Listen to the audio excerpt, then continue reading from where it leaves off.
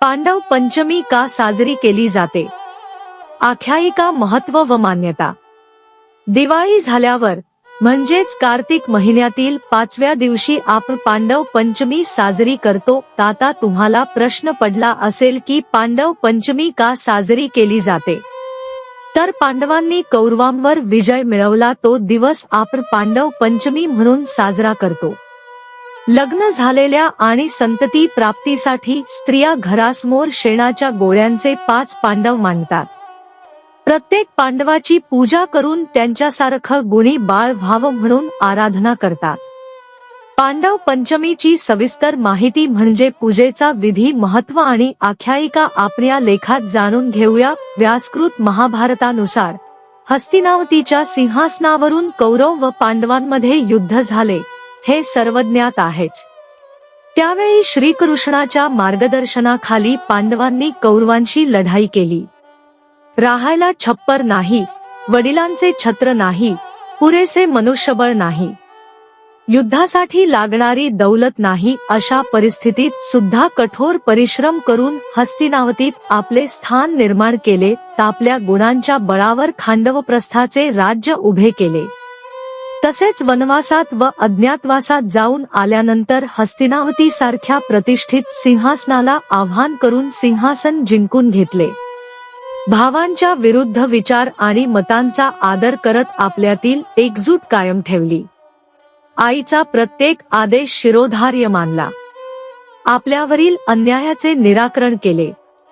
अशी गुणी व विजी मुले आपल्यालाही व्हावीत म्हणून प्रत्येक आई पांडव पंचमीच्या दिवशी पांडवांची पूजा करून गुणी, आज्ञाधारक व बलवान मुलांनी आपली कूस उजळावी अशी प्रार्थना करते. पांडव पंचमीची आख्यायिका काय आहे? महाभारतातील 2 महत्त्वाचे घटक म्हणजे पांडव आणि कौरव. पांडव पंचमी म्हणजे पांडवांचा विजय दिवस. श्रीकृष्णाच्या मार्गदर्शनाखाली युद्ध करून अल्पसंख्याबळ असूनही बलाढ्य अशा कौरवसेनेचा नायनाट करणाऱ्या पांडवांनी जगासमोर मोठा आदर्श उभा केला. पांडवांसारखे गुण आपल्यात यावेत यासाठी हा दिवस साजरा करतात अशी मान्यता आहे. द्यूतात कौरवांकडून हरलेल्या पांडवांना कबूल केल्याप्रमाणे 12 वर्षे वनवास व 1 वर्ष अज्ञातवासात काढावे लागले. कार्तिक शुक्ल पंचमीला पांडव अज्ञातवासातून प्रकट झाले. आपण ऋषीपंचमी साजरी करतो त्याप्रमाणे भारतीय संस्कृतीत पांडव पंचमी देखील साजरी केली जाते.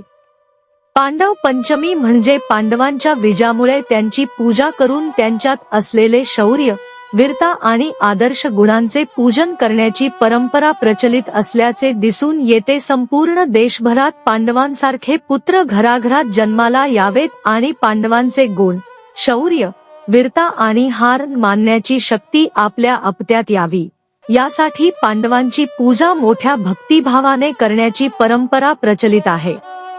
यावेळी श्रीकृष्णाचे पूजनही आवर्जून केले जाते.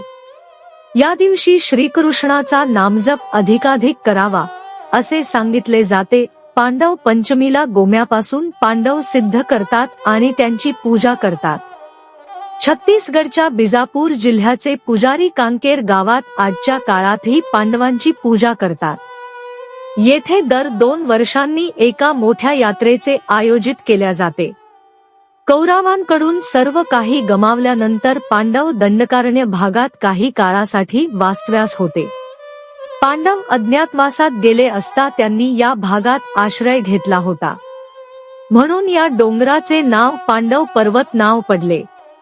या पर्वतावरून पांडव भोपाळतन जवळील सक्कानारायण गुहेत श्रीकृष्णाची मूर्ती असल्याचे पाहायला मिळते. हिंदू संस्कृती पांडवांची पूजा कशी मांडतात? पहाटे सूर्योदयानंतर दारात रांगोळी समोर पाट किंवा चौरंग मांडून त्यावर 5 पाने मांडली जातात. त्यावर सकाळच्या ताज्या शेणाचे 5 गोळे मांडले जातात.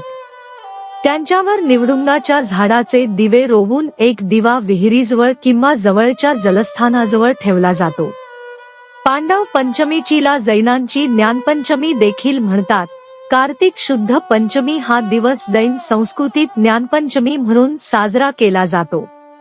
हा दिवस जैन बांधव मोठ्या उत्साहात साजरा करतात.